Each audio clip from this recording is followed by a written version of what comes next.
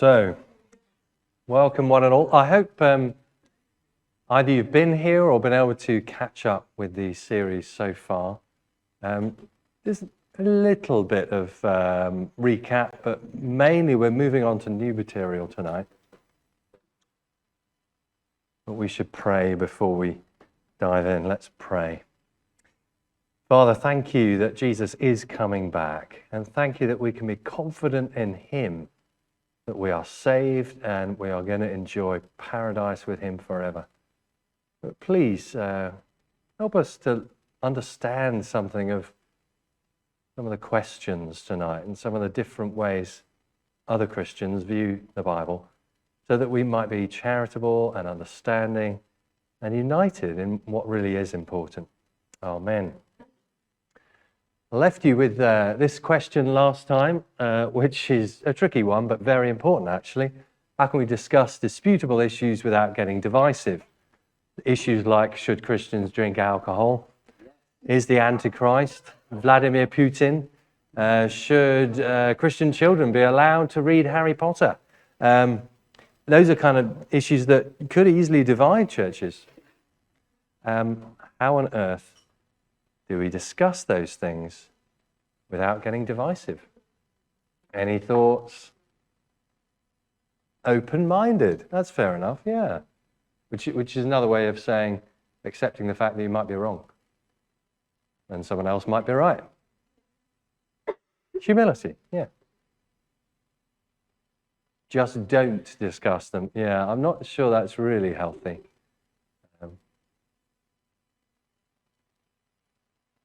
Because I often find that as you discuss some of the kind of peripheral issues, you actually get clearer on the central issues.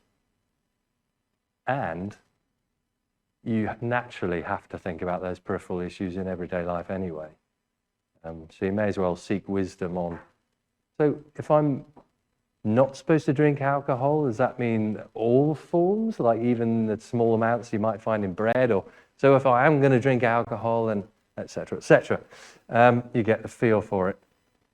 It's good for us and healthy for us to discuss issues that actually we might not agree on. That's okay. But how do we do that without getting divisive? Well, top of the list, I think, is to realize and proclaim what's central gospel truth, which is why we have a basis of faith as a church, a list of central gospel realities that unite us, that if we trust in, we know we'll be saved. Romans chapters 1 to 13 is a great description of those wonderful truths. But then Paul begins chapter 14 by saying, accept one another, even when you differ on disputable matters. He recognizes there's this thing called disputable matters. In those days, it was, for example, one Christian would regard every day as equally sacred, equally important. Other Christians would still want to celebrate particular holy festivals.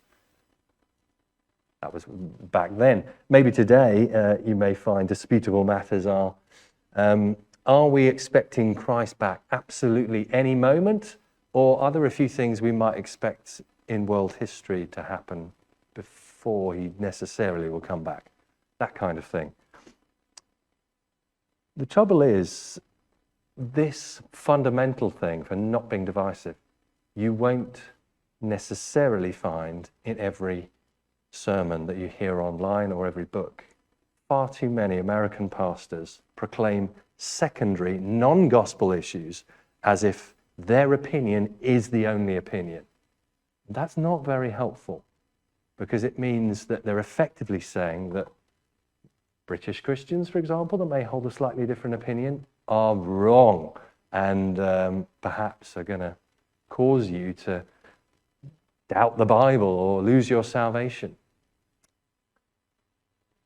It's not helpful, and I've been guilty of this, of proclaiming non-gospel issues with such a level of confidence that people begin to feel guilty for holding a different opinion, when actually they're entitled to a different opinion on some issues. It becomes a recipe for unnecessary division. So watch out when you hear other sermons or even sermons here, be discerning as to whether they're putting across peripheral issues with the appropriate level of, do you know what, I could be wrong here. Or there's a range of opinions out there. Here's what I'm persuaded about. And hopefully I'll be doing a bit of that tonight. In the past, I've kind of waved a notional flag to say, this is my opinion. It may be wrong. So hopefully I'll be doing that responsibly tonight. But the gospel should be central. Jesus is reigning. Heaven and hell are real. Those are the things we know to be true and that ought to shape our whole worldview. On disputable matters, accept one another just as Christ accepted you in order to bring praise to God. Romans 14 begins that whole section where Paul is saying, you've got to deal charitably with one another when there's these issues of difference, disputable matters. And he concludes the section, Romans 15:7. It's going to bring praise to God if you accept one another. If you don't walk away, but embrace one another and accept the fact that within a fellowship, you're not all going to think alike on every issue. Sadly, I've had brothers and sisters who have just walked away because they can't handle it. Well, part of Christian maturity is recognizing we're not all going to see eye to eye on everything. And the Bible doesn't make everything absolutely plain and clear to the minutest detail. It's just not realistic. We know the gospel, the central core truths that save us with clarity. Other stuff, maybe not quite so. Third thing I would say is always be completely humble and gentle. We've thought about humility, gentleness also. If you discuss these things, don't batter the other person. Be prepared to listen. And be prepared to just say, oh, okay, well, we can differ. That's all right. Gentleness. Anything you want to add to that? Yeah.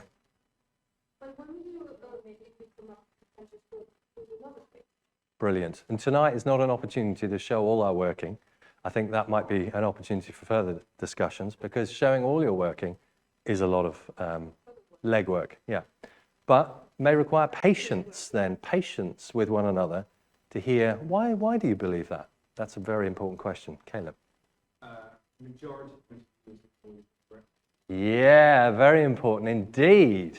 So if you go online, a lot of the American pastors who have big ministries have thrown money into making their resources available. You may find that their opinion is actually a minority view. I think it should be. Sorry. Last night, waving my flag. But often that is the case, that their view is a minority one. And, you know, they've got the right to hold it. But sadly, they may put it forward as though it is the majority view and everybody must believe that. That's not very helpful. So hopefully we've thought a bit about some of the peripheral issues already, like is there conscious experience after death? We know there will be in heaven and hell, but what about immediately after death? We've thought a bit about that, about the renewal of creation or the replacement of creation. I've put across some of my personal views on that, and about rewards as well, which can be controversial.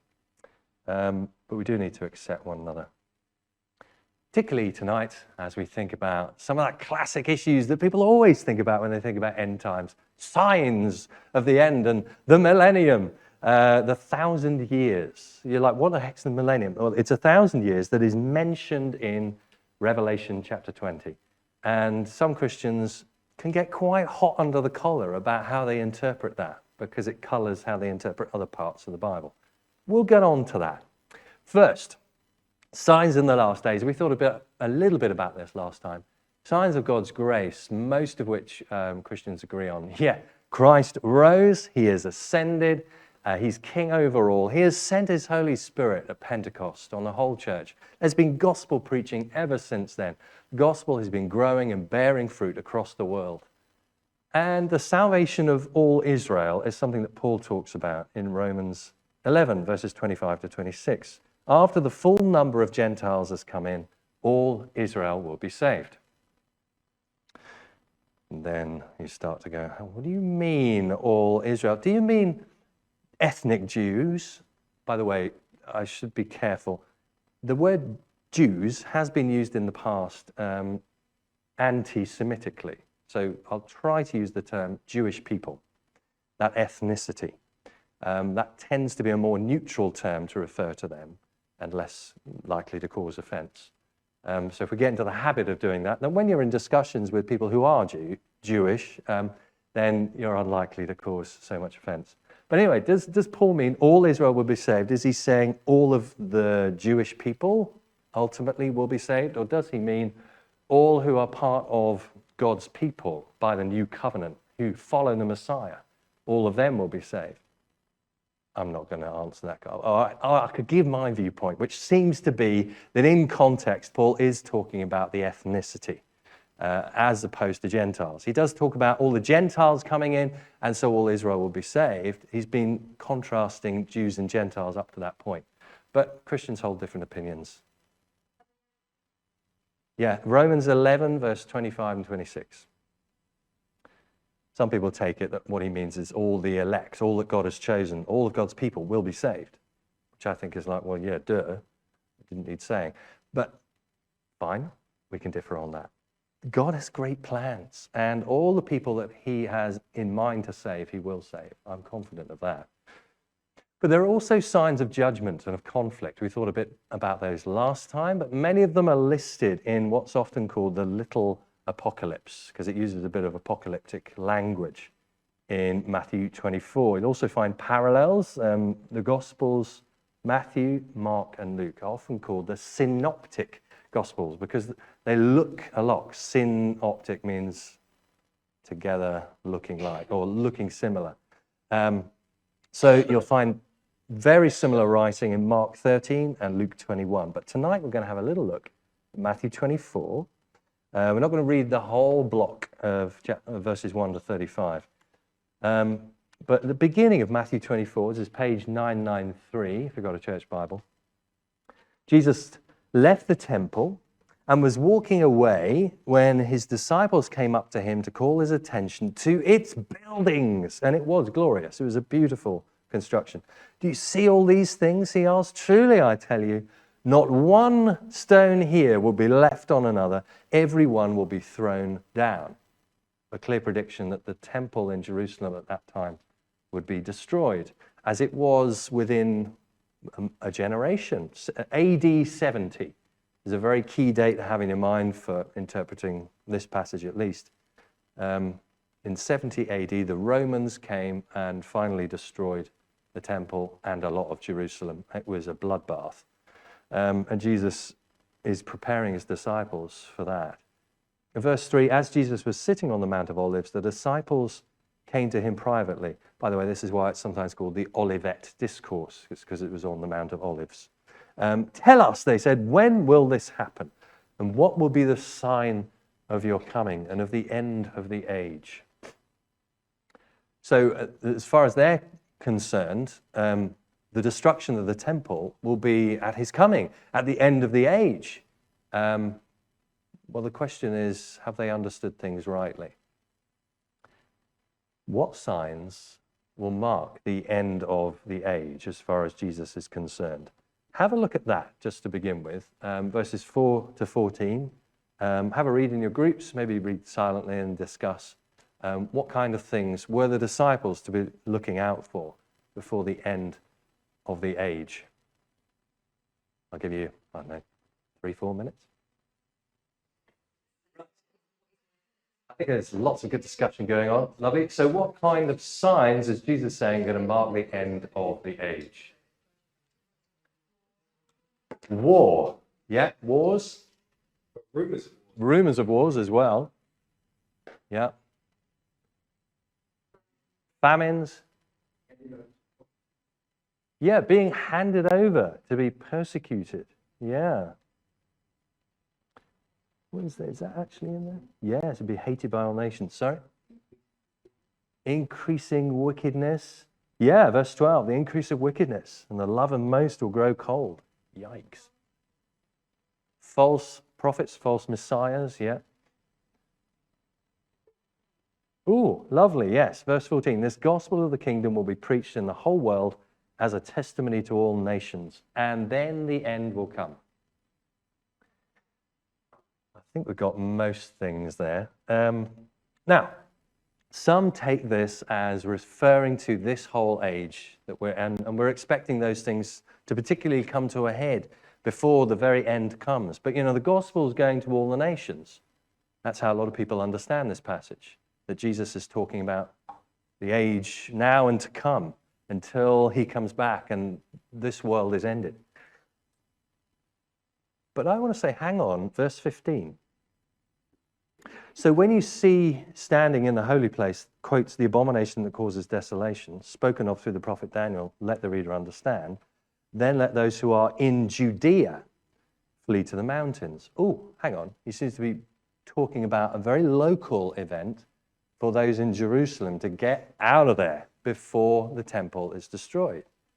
So maybe all along he's been talking about what to expect in the run-up to the destruction of Jerusalem in AD 70. Remember, I think it was in session 1, we looked at the parallel passage in Luke's Gospel, where the abomination of desolation, he translates as, well, he doesn't translate, he helps us to see what it means. It's Jerusalem being surrounded by armies that will cause desolation. So that's the abomination that they should look out for. When Jerusalem is being surrounded by the Roman armies, get out of there, because it's about to be leveled. So personally, I think this could well be about the fall of Jerusalem in AD. I'm waving a flag here, though, because some Christians would differ, generally American ones, but then there are a few Brits that would as well. So it could well be all of that was going to happen in the run-up to AD 70, Jerusalem being destroyed. Yes? I'm getting on to that. Give me time. We're getting on to that. Bit of evidence. Yep. Very good question. So the question is, what about the gospel going to all nations? We'll get on to that in just a moment. First, recognize famine, AD 46. Earthquakes in 61, 62, and 67 AD. Wars in Parthia, AD 36, and between Antipas and Nabatean king, 36 to 37 AD. And then the Jewish war began in 66 AD, which included signs and wonders performed by false messiahs. And they included people like Theudas and the sons of Judas of Galilee, who are mentioned in Acts chapter 5. So these things did happen before AD 70, exactly as Jesus promised. Now, what about this proclamation to the whole world? Is it about growth in the global church before Jesus' return, or is it about something smaller before AD 70? Well, there's another way of looking at it. The word for world, oikumene, is sometimes used in the Bible to refer to throughout the known world, the Roman Empire. And so when Paul wants to take the gospel to the ends of the world, to the known world, he means even as far as Rome, to the reaches of the empire. You'll find it used in that way in Luke 2, verse 1. There was a census taken of the whole world, the whole Roman world, we know. Acts 11, 28 and 24, 5. So you could possibly then take it as Jesus saying that the gospel is going to be preached to all the nations that are part of the Roman Empire. That's the implication there. That's how some people take it. Could we possibly then take the next few paragraphs as talking about AD 70? And I think, yeah, possibly. Here's a few reasons why. A quick look as to whether he's on about that. We thought about verses 15 and 16, Jerusalem being surrounded by armies, being the abomination of desolation. They would then desecrate the temple with pagan sacrifices, slaughtering pigs, making the place unclean as you like. Then they tore it down. It was just like rubbing the Jewish people's face in it before they destroyed their temple. Skip ahead of verse 20. Pray that your flight will not take place in winter or on the Sabbath. This is writing very much for the Jewish context, isn't it? For then there'll be great distress, unequaled from the beginning of the world until now, and never to be equaled again. Hang about. What about the flood? If we're going to take Jesus' words literally, how on earth could this destruction rival that of the flood, which wiped out everyone except 8 people? I think he might be overstating the point when he says distress unequaled from the beginning of the world until now. Anyway, in the Authorized Version, the word for great distress was great tribulation. which is a key phrase that quite a lot of Christians talk about. There's a great tribulation coming. We better be ready for it. Or don't worry, we're not going to face it. We're going to be taken out of the world before it comes. We'll come to that. But it's possible when he's talking about this great distress that pray that it doesn't happen on the Sabbath. He's still talking to those Jews in Jerusalem who are going to have to flee before the Romans come and flatten the place. Skip to verse 29. I'm trying to go through this fairly quickly without getting bogged down in details. Verse 29. Immediately after the distress of those days, the sun will be darkened and the moon will not give its light. The stars will fall from the sky and the heavenly bodies will be shaken. Oh, there we go. Surely now. He's clearly talking about the end of the world, isn't he? Well, no, not necessarily. Because the New Testament can adopt Old Testament apocalyptic language, which speaks of national judgment as like the upheaval of all creation. For example, in Isaiah 13, verses 9 to 19, God says, "The rising sun will be darkened and the moon will not give its light." And later on, he explains what he means. Babylon will be overthrown by God like Sodom and Gomorrah. So even there, with that apocalyptic language, Jesus could still be talking about God's judgment against Jerusalem. What about verses 30 and 31 then? Then will appear the sign of the Son of Man in heaven, and then all the peoples of the earth will mourn when they see the Son of Man coming on the clouds of heaven with power and great glory. And he will send his angels with a loud trumpet call, and they will gather his elect from the four winds, from one end of the heavens to the other. Oh, come on. Surely this is a reference to the return of the Lord Jesus Christ. Surely he's talking about the very end of this world, isn't he? Well, in Mark 14:62, he tells the Sanhedrin, Jesus says to the Sanhedrin before them, that they are going to see this themselves. And he's quoting from Daniel 7. "In my vision at night," says Daniel, "I looked, and there before me was one like a son of man, coming with the clouds of heaven." I hope this is familiar language. Jesus talked about this in front of the Sanhedrin. He said, "You're going to see this." And it's the very same language used in verse 30 of our passage here. And what happens? Well, he approached the Ancient of Days and was led into his presence. He was given authority, glory, and sovereign power. All nations and peoples of every language worshipped him. His dominion is an everlasting dominion that will not pass away, and his kingdom is one that will never be destroyed. Question for you. When the Son of Man comes, where is he going? From that passage.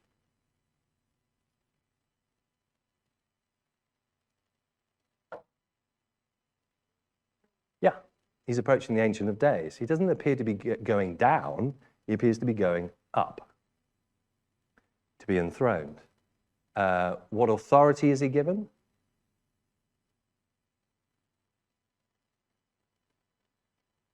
It's pretty universal, isn't it? Perhaps in the words of Jesus, "I've been given authority over heaven and earth." Authority, glory, sovereign power. And when do you think Jesus got that level of authority? When he ascended, having risen from the dead. As he said, final parting words in Matthew's Gospel, just 5 chapters after this, "All authority in heaven and earth has been given to me. Therefore, go and make disciples of all nations." So I reckon, personally, that when Jesus is quoting Daniel 7, he's talking not about his return, but about his enthronement, having ascended into heaven. Because as far as Daniel's concerned, this Son of Man is approaching the Ancient of Days and receiving all authority. Christians differ.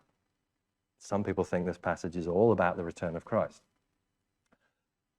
But I'm opening this up for you so that you begin to see, okay, there are two ways of looking at this.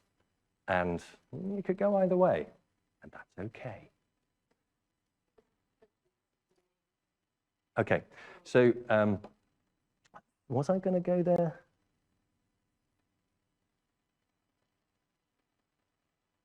Almost. I almost kept it in.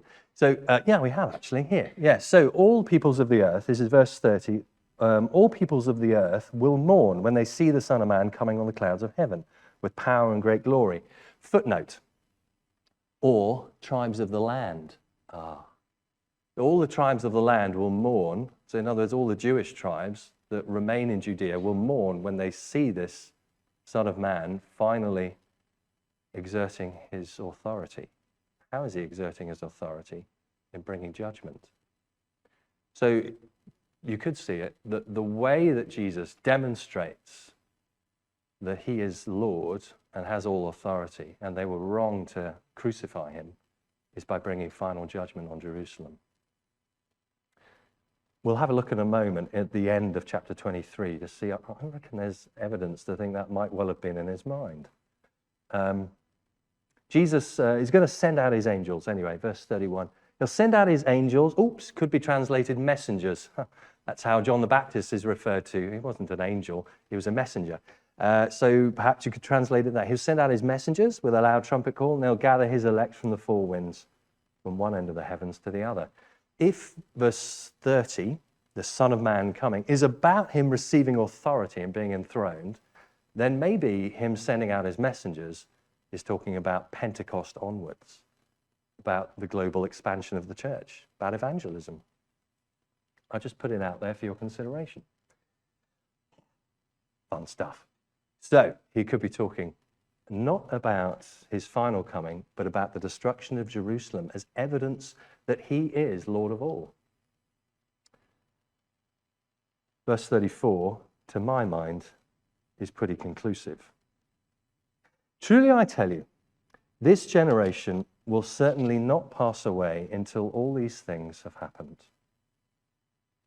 Now flick back to the end of chapter 23 and see the way he uses the phrase, this generation. So Matthew 23, he's addressing the teachers of the law and the Pharisees, and he's not very happy with them because they've just not been teaching the people the way of God. Verse 33, you snakes, you brood of vipers. I love this language. How will you escape being condemned to hell? Therefore, I'm sending you prophets and sages and teachers. Some of them you will kill and crucify. Others you will flog in your synagogues and pursue from town to town. And so upon you will come all the righteous blood that has been shed on earth, from the blood of righteous Abel to the blood of Zechariah, son of Berechiah, whom you murdered between the temple and the altar. He's talking about the whole Old Testament history. You guys are as guilty as wayward Israel has always been. Truly I tell you, all this will come upon this generation. He's addressing the Jewish leaders of his time. So personally, I think when he refers to this generation, the following chapter, as not passing away until all these things have happened, all these signs, he's saying this particular generation of Jews in front of him, whom he's warning about the coming judgment, and who has been warning throughout his ministry, this generation not going to pass away until it all happens. AD 70 happened within one generation. Personally, I'm persuaded, I could be wrong, that Jesus promised that all these things were going to happen within those 40 years of the early church. Famines, wars, false messiahs, the enthronement of Jesus, the Son of Man, the mourning of Israel's tribes, evangelism, and then Jerusalem would fall. But people have pointed out, do you know what? These signs continue through the ages, don't they? Earthquakes and famines and wars and rumors of wars and false messiahs, and you're dead right. But Jesus wasn't necessarily excluding that, but he was certainly saying, expect these things to happen in that generation.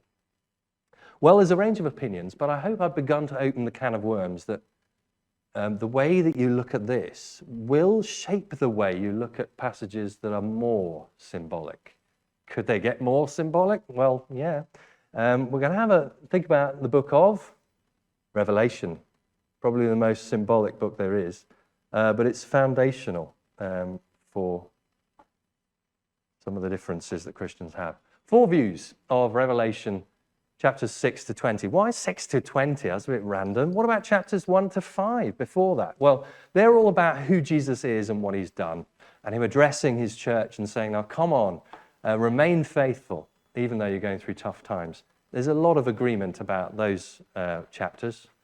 What about chapters 21 and 22, the final two chapters of the Bible? Well, nearly everyone sees those chapters as talking about the same thing, the final state, paradise forever. But the chapters in between, there's a bit of disagreement. I don't know if you've read Revelation recently. I know Tommy has. It's been exciting. There's an awful lot of symbolism. There are seals being broken. There's horsemen of the apocalypse. There's judgments being poured out. There's 144,000 Jews who seem to be counted like a census of soldiers. There's a countless multitude being saved. There's trumpets being blown. There's bowls being poured out and plagues. And then there's Babylon, the harlot, who gets judged. And it's very dramatic stuff. That is apocalyptic literature.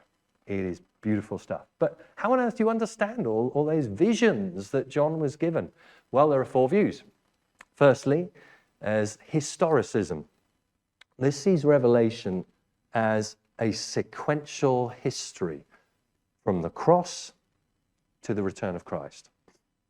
And so somewhere in those visions, you might think that there's Napoleon and there's Hitler and there's the UN and there's the EU and maybe Vladimir Putin. And I think, okay, fair enough. It's great to think that the Bible surely applies to the global church, to today at some point or other. The problem is, though, if you hold a historicist viewpoint of Revelation, as history progresses, you have to keep on using Tipex and saying, okay, maybe I got it wrong. Maybe that wasn't that. But we're going to move the timescale forward a little bit. And through the years, historicist interpreters have held, well, as many opinions as there are historicists. It is very hard to hold a consistent opinion as history progresses. But they tend to see the characters in Revelation as very local to their own time and place, to the USA or to Europe, ignoring the first century context. This was written to Jews and Gentiles who had come to trust in the Messiah, who were spread across, well, Asia Minor. Those are where those 7 churches are that received the letter to begin with. It was first written to them, to hearten them, to remain faithful in the face of stern persecution. So when later on he talks about a swarm of locusts, perhaps we ought not read that as a helicopter battalion, as some interpreters have jumped. I'm not sure that's what John was talking about, because I'm not sure the original readers would have instantly thought, oh yes, I need to watch out for the helicopter battalion. Maybe the locust swarm in chapter 9 refers to something else.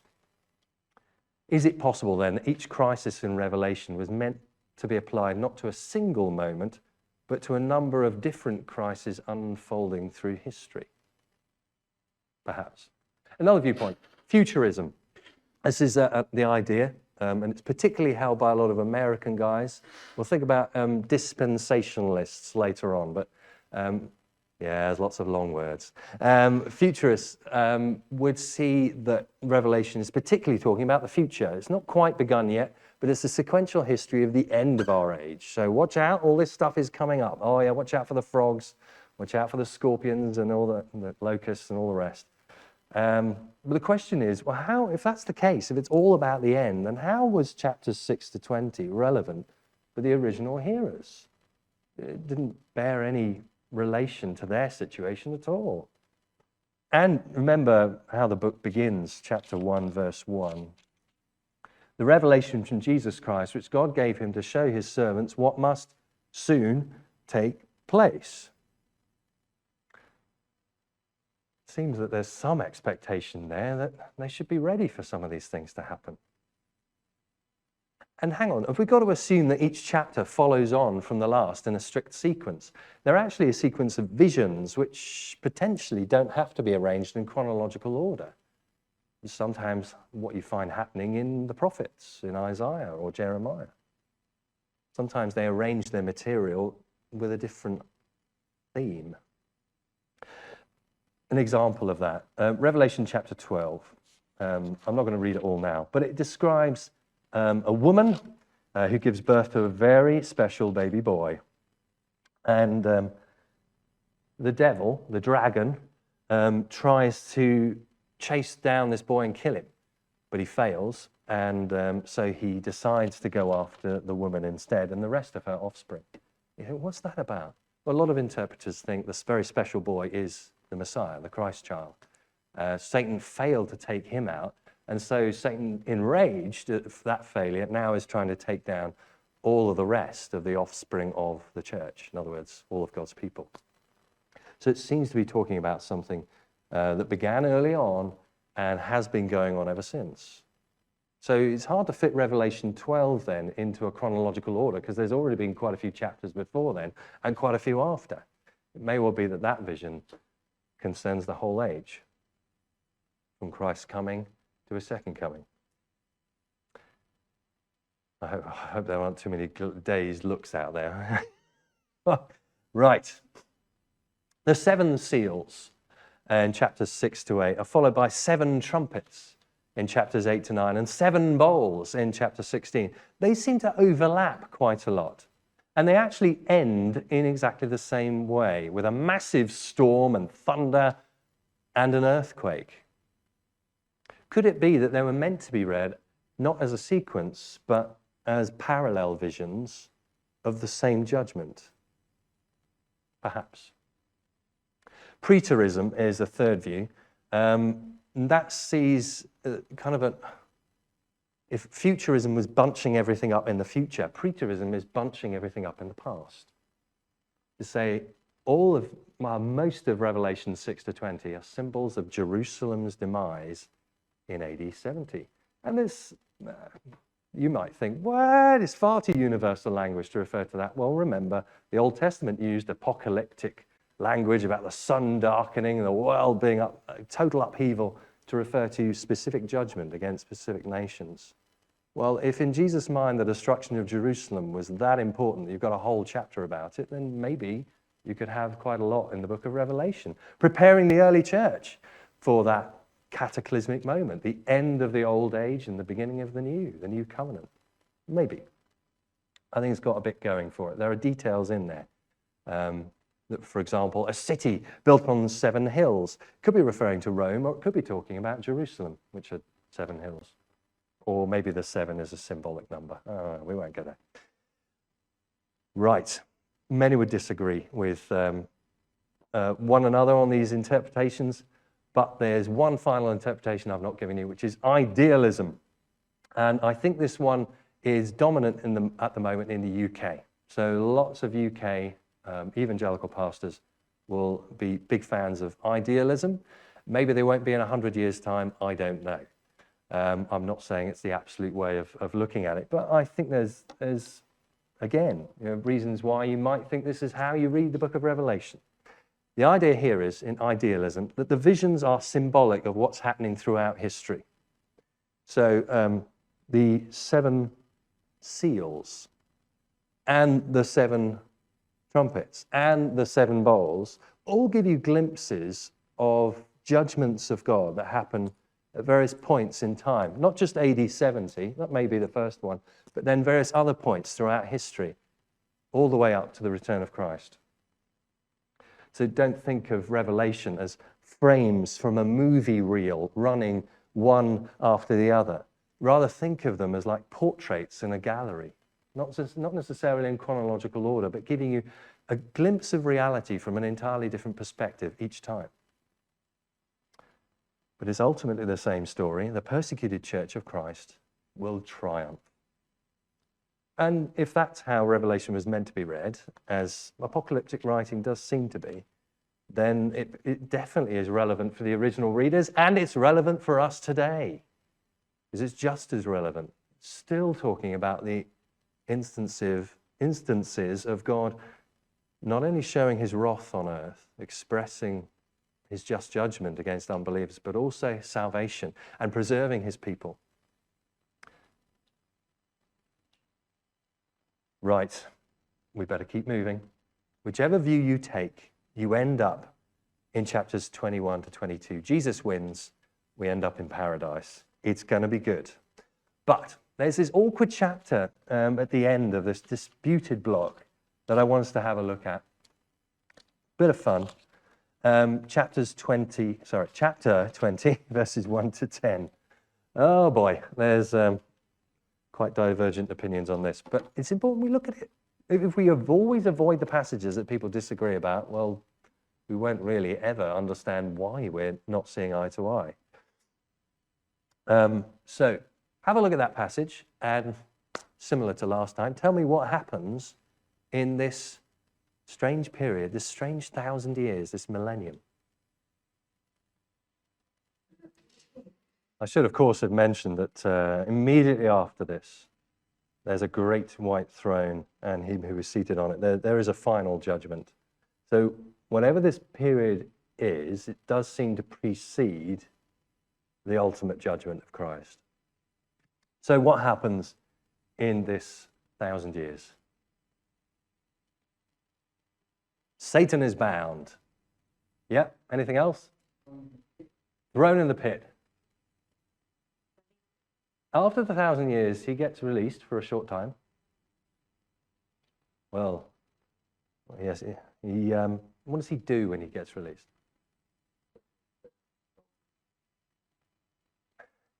Gog and Magog are two names that come from Ezekiel 38 and 39, which themselves are very symbolic passages, or very dramatic language, put it that way. We're not going to go into all of that, but Revelation is jam-packed full of Old Testament allusions, which themselves could sway you one way or the other. But Gog and Magog were the enemies of Israel. Huge armies, tried to take them down, failed.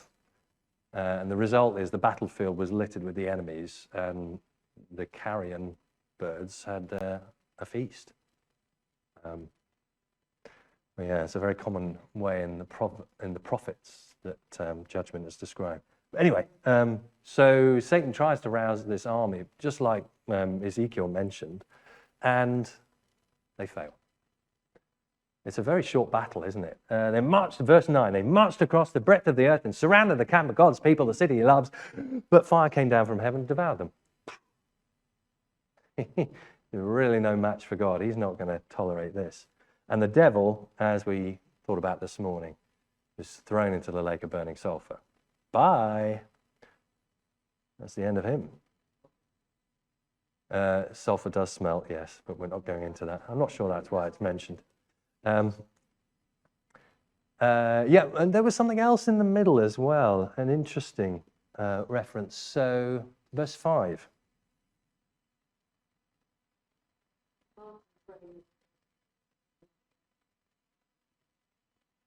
Yeah, it's interesting that, isn't it?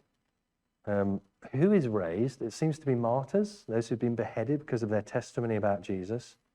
But we have to wait until the end of the 1,000 years before the rest of the dead come to life. But anyway, this was the first resurrection. First thing to say is the number 1,000 could itself be taken figuratively. 10 times 10 times 10. 10 is a number of completeness. 10 times 10 times 10 is a really complete number. So the fullness of time that God has in mind could be a way that you think about this 1,000 years. Number symbolism does happen an awful lot in apocalyptic literature, like the book of Revelation. After all, you see it in the rest of the Bible also. God owns the cattle on 1,000 hills. Does it mean not 1,001 hills? No, I mean, come on, big number. A day in his courts is better than how many elsewhere? 1,000. Or to the Lord, a day is like 1,000 years. So I don't necessarily think that we have to take 1,000 years as a literal, however many days that would be, 365,000 days. It may be a symbolic time period. But broadly, there are two views that people have about what this millennium is, okay?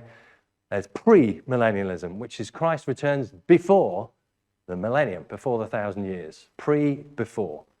And if Christ returns before the millennium, then he looks after his people.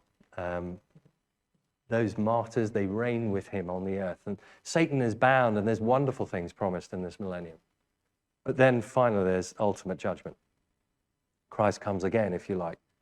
to finally seal the fate of the wicked. But there's an alternative view called postmillennialism. And I'm not going to say whether it's majority or minority, because I'm not sure, actually. I think it's pretty big, too. Postmillennialism says Christ returns after, post the millennium. So whatever this period is that's described in Revelation 20, Christ comes back at the end of it for final judgment. I don't know where you stand on that, whether you've heard some stuff already, but it gets more complicated, I'm afraid. There are two views in kind of even finer tuning what's going on here. There's a subgroup of premillennialism, and it's particularly been popular since the mid-1800s in the USA. We'll get into this shortly, but it's called dispensational premillennialism. And it particularly looks to the promises in the Old Testament about the restoration of Israel to the Promised Land. And they would look forward to Israel coming back to the Lord and enjoying prosperity through the millennium, through the 1,000 years. There's a subgroup of postmillennialism too, and that is called amillennialism. And that's basically saying, very confidently, we are in this idealized age of 1,000 years, and it's mixed. It's not as bright a picture as the postmillennialists would say. So broadly, postmillennialists say things are getting better and better and better and better. The church is growing and Christ comes back and there's final judgment. The amillennialists will say, yeah, church grows, persecuted. Church grows, it's persecuted. There's deception, there's false teaching, and then Christ comes back at some point. But you can see the commonality. They think the millennium doesn't need Christ to come back before it begins. Rather, Christ will come back at the end of it. I'm going to show you pictures of these things as we describe these views now. And I'm sorry there's not much interaction in this next bit, but we're going to blast through it as fast as we can and ask questions at the end. So, classic premillennialism was that top viewpoint that we had. If you wanted to find modern-day great theologians that are classic premillennialists, you might look at Wayne Grudem or John Piper, you might often quote. I tell you, in each of these viewpoints, there are really godly people who I've learnt loads from. So I wouldn't say any of them are heretics. I'm presenting this as the disputable kind of viewpoints that people hold. And in many, many ways, they hold them in such a godly way. Each of these viewpoints move them to a greater godliness. So what do you see in classic premillennialism? We are here, we're expecting signs, and then Christ will return, and then there'll be this millennium, he'll reign with the saints, and then there's this final battle, which is really, really short, isn't it? I don't know why it's so wide on the screen, but just remember, it's really short. Satan really doesn't have long in that rebellion. It's not a long, drawn-out battle. Then there's this great white throne of judgment, chapter 20, verse 11, final judgment. And then there's the new creation described in chapters 21 and 22. Premillennialists tend to say, Jesus is coming back soon. It's got to be soon. And so in their minds, I've almost always found, evangelism is a high priority. We have got to tell people, got to get people ready. He's coming soon. And there's a lot of optimism also about the Jewish people. Premillennialists often think they're going to be saved either before or during the millennium, those 1,000 years. So, yeah, reach out to the Jews as well. The sad thing is sometimes they would see, well, if Christ is coming back soon, then there's not much point investing in government here. They're pretty much irredeemable, you know. The kingdom of the world, don't worry with that. And climate change, well, that's going to happen. It's inevitable. So sometimes premillennialists, the worst of them, don't engage very much in politics or in green issues. I think it's a shame. And some might even obsess over the latest war or the latest famine. And they're like, oh, I tell you, next year Christ is coming back because this famine, this is the last one that we're... Maybe you've seen those opinions. But the best premillennialists reserve judgment and say, do you know what? Nobody knows. Not even the angels, not even the Son himself. Only the Father knows when Christ is coming back. Let's just get on with the business that he's given us. Let's keep faithful and share the gospel. Now, one reason why I think, hang on, So there's a return here when some people are judged faithful and get to reign with Christ. And there's some people judged here who get sent to hell. I thought there's only one judgment in the Bible. So, for example, Matthew 25, when the Son of Man comes, he'll separate the people. They'll go away to eternal punishment, but the righteous to eternal life. It seems to be simultaneous. Likewise, in John 5, you get a similar statement. So there are some issues with premillennialism, but the viewpoint is very old. If you happen to be premillennialist, God bless you. I might be next year. That's fine. Dispensational premillennialism, this was put forward in the 1800s by John Darby. Today you might find American preachers like John MacArthur or David Jeremiah preaching a very similar position. Now, this is a bit adjusted in that we're here, then there's going to be signs, and then Israel will be restored, and then there'll be a rapture, very important in their mindset. There'll be a rapture of all of God's people out of the world to enjoy a wedding feast with him for 7 years, during which time there will be tribulation. Okay, some of them think there'll be 3.5 years of tribulation, then we'll be taken out before a great tribulation, a great distress begins. I'm not going to go into why they think it's 3.5 years, 3.5 years. There may be reasons to think that elsewhere in the Bible. But the key thing is then Christ comes back and his saints reign with him. The question is whether Israel and the church are dealt with by God as two separate peoples with different futures. As if God is dealing with the church now, but very soon Israel will be restored back to plan A. That's often how it's put across. And so amongst dispensationalists, there's a lot of interest in the political state of Israel. It's all about Jerusalem. So there was a lot of excitement when the state of Israel was recognized in 1948. And on the 6th of December, 2017, when Donald Trump recognized Jerusalem as the capital and opened an embassy there, whoa, did people get excited in the USA?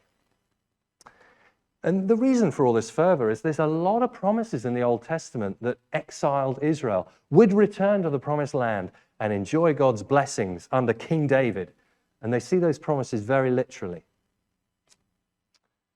Now, I take it that many of those promises were partially fulfilled when the Jews were allowed to return to Judea under King Cyrus of Persia in the 500s BC, and partially fulfilled when the true King David, Christ, arrived. And I reckon those promises will ultimately be fulfilled when we get our true promised land.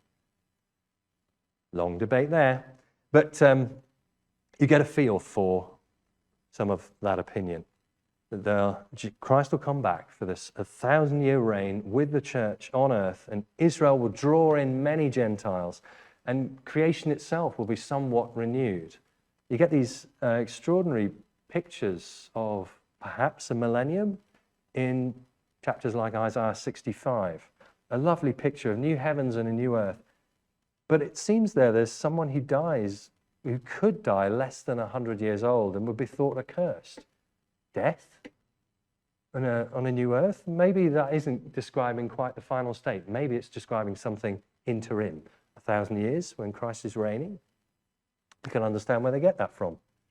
But I suspect it doesn't fully factor in the way that the Old Testament depicts the church with Old Testament language and figures of speech.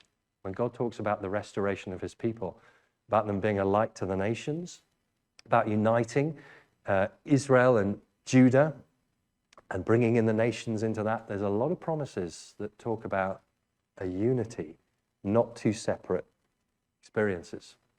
So, a bit of homework for you. We haven't got time tonight. I had hoped we would have time, but we haven't. Does God have a different plan for the Jewish people? If you have a look at Ephesians 2:11 to 3 verse 6, you'll see, as far as God's concerned, when you trust in Christ, you inherit those great blessings that Israel were promised. We become part of the same people. By faith in Christ, we have the same blessings and the same destiny. Very often the New Testament will take promises that were for Israel, like you will be a kingdom of priests and a holy nation, and applies them to the church.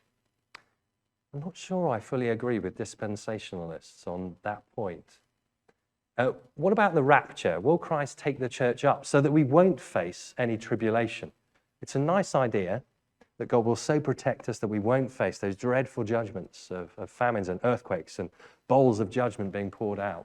But there are bits of the Bible that are perhaps misunderstood or just not looked at that may disagree with the idea. So in 2 Thessalonians 1, Paul says Christ is coming back to judge, and that will give relief to his persecuted church. Well, if they're raptured out of all of that persecution, then why would his coming be a reassurance to them? And in Matthew 24, verses 36 to 41, it's a famous passage talking about one will be taken and the other left. I don't know if you're familiar with that passage. Oh, you're nodding. Excellent. Good, good. Yes, go on.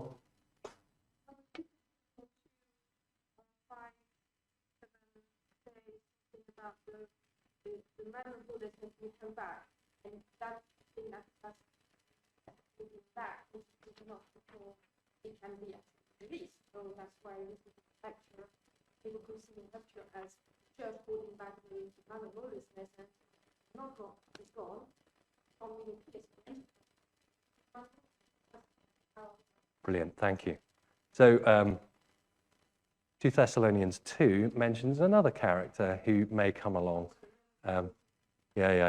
We won't mentioning that one tonight because there's a lot of details in there. But one of the passages that is used to establish this idea that Christ will come back and take people away is Matthew 24, verses 36 to 41. I am going to read it because it's quite important.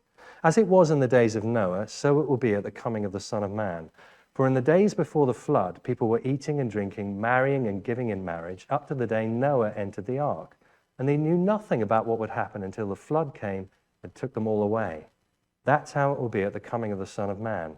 2 men will be in the field, one will be taken and the other left. 2 women will be grinding with a handmill, one will be taken and the other left. So it's understood to mean that when Christ comes to take his people out of tribulation, some people will be left behind. And the people left behind are those who aren't believers. Have you heard of the Left Behind series? Well, this is all based on this idea. The problem is, in this passage, he's just talked about the flood taking away the wicked. And the people left behind from the flood, Noah and his family, were the saved. I think it's got it topsy-turvy.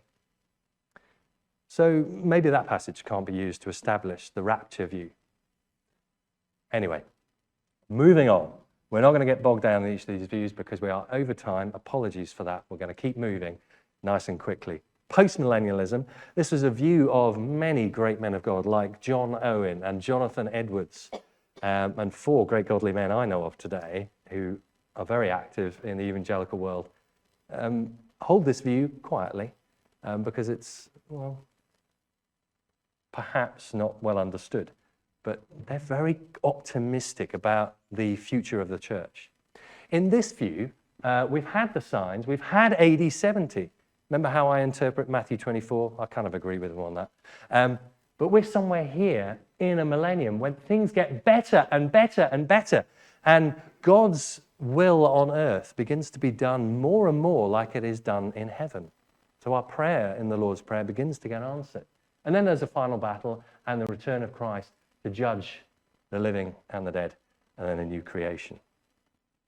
Got to move quickly here. Why do they think the church will get bigger and bigger and things get better and better? Because of passages that say Jesus is now enthroned and God is making his enemies a footstool for his feet. Acts 2, verse 34 onwards. Because Jesus said, all authority in heaven and earth has been given to me. Go and make disciples, literally, go and disciple all nations.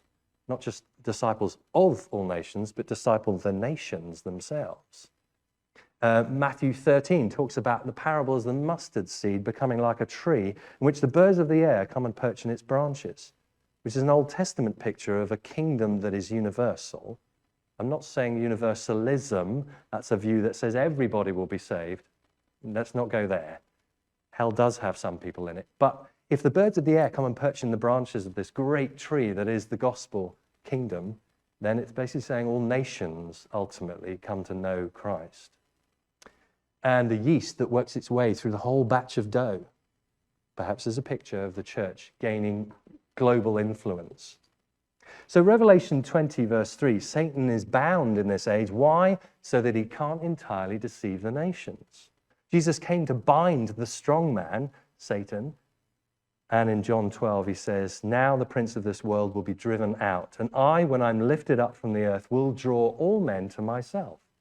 So perhaps the binding of Satan occurred in the ministry of Jesus. And now the gospel goes out to all the world. Satan can't deceive the nations anymore. People are becoming Christians who aren't Jews across the world. So get out there and preach. God intends to save many people, and heaven will have a much bigger population than hell. That's the post-millennial viewpoint, and I warm to it. I'm not saying I am necessarily persuaded fully, but I warm to it. I think, yeah, it's got some things going for it. We're not going to go into all the passages. Maybe if B-Cubed are interested, we could look at those. But very interestingly, post-millennialists say, if the gospel is going to be dominant, let's invest in Christian culture. Let's invest in good government. And do you know what? A lot of those who went on mission in the 18th and 19th centuries and who invested in social action, in ending the slave trade, in rights for women, in education for children, and in many of the freedoms that we enjoy in the UK, were post-millennialists. Because they had confidence that it was worth investing in not just saving people, but bringing God's will to earth as it is in heaven. Some objections to that. What about Jesus' promise? I'm coming soon. Well, 2 Peter says, you know what, to the Lord, a day is like 1,000 years. Just be patient. The Lord isn't going to be slow in keeping his promise. He's being patient with you, wanting people to come to repentance. Hang on, what about only a few finding the narrow path? Didn't Jesus say, you know, only a few are going to find that narrow path, and broad is the road, and many are on that road leading to destruction?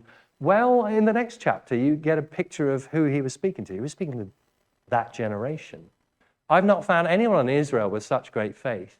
Then he says, I say to you that many will come from the east and the west and will take their places at the feast with Abraham, Isaac, and Jacob in the kingdom of heaven. But the subjects of the kingdom will be thrown outside. So in Jesus' mind, it seems few from that generation of the Jewish people would be saved, but many from the nations would be saved. You see, well, I'm slightly warm to the post-millennialist viewpoint. The issue is, though, they sometimes present this millennium that we're in, or that's about to begin, as so bright and cozy that no persecution, really? I'm sure Jesus said something about if they persecuted me, they'll also persecute you. And the church getting a clearer and clearer idea of doctrine, being more and more united and proclaiming the truth and more confident. Well, hang on. What about Paul saying there'll be terrible times in the last days? False teachers he talks about, having a form of godliness but denying its power. We do need to watch out for those things. And so, amillennialists is the final position we're looking at very quickly. And this is the dominant view in the UK at the moment, also held by some Canadian guys, Don Carson, J.I. Packer, and a few other guys who I haven't got time to mention. But lots of godly people hold each of these viewpoints. And the amillennialists would say, the signs happened, AD 70 happened, but do you know what? We see those kinds of things happening throughout history. So they would probably have an idealist interpretation of the book of Revelation. So they see it as visions of what is happening throughout history. And maybe we're here, maybe we're further back, I don't know. But there'll be a final battle, Christ will come back, and then new creation. That's how a lot of evangelicals in the UK would understand the book of Revelation, understand where we are in history. We're in the millennium, and it's called amillennialism because it's without a literal, A as in not a literal 1,000 years. We're in this perfect age. Well, it's not perfect yet, but we're in this age when Satan is bound, the gospel is going to all nations, and we will be persecuted, and there will be false teaching, but it's worth persevering. So people might say, come on, how can you say Satan is bound today if we're in the millennium? 1 Peter 5 verse 8 says he's prowling around. And the answer would be, the interpretation of Satan being bound is in Revelation 20 itself. Bound so as not to deceive the nations anymore. And so Jesus can say, all authority in heaven and earth has been given to me, therefore go and make disciples of all nations. It's not a pointless mission. There are people that are going to believe, to get out there and save some. Covered a lot of ground. I'm sorry I've run over. I thought I could get through a lot more. I've been losing sleep over this because it's a lot. But the conclusion is, just hold on to the core gospel truths. Realize what is central. Unite around those things. Christ is reigning. He'll return. He'll judge the living and the dead. Satan will be banished, and heaven and hell are real. It's worth sharing the gospel with people every day, for as long as you have breath. But one day, death will come. But one day, death will be no more. You'll be raised, and God will be glorified forever. On disputable matters, accept one another, just as Christ accepted you, in order to bring praise to God, and always be completely humble and gentle, and I'm sorry if I've not been tonight. Any very quick questions? I'm sorry we've run over.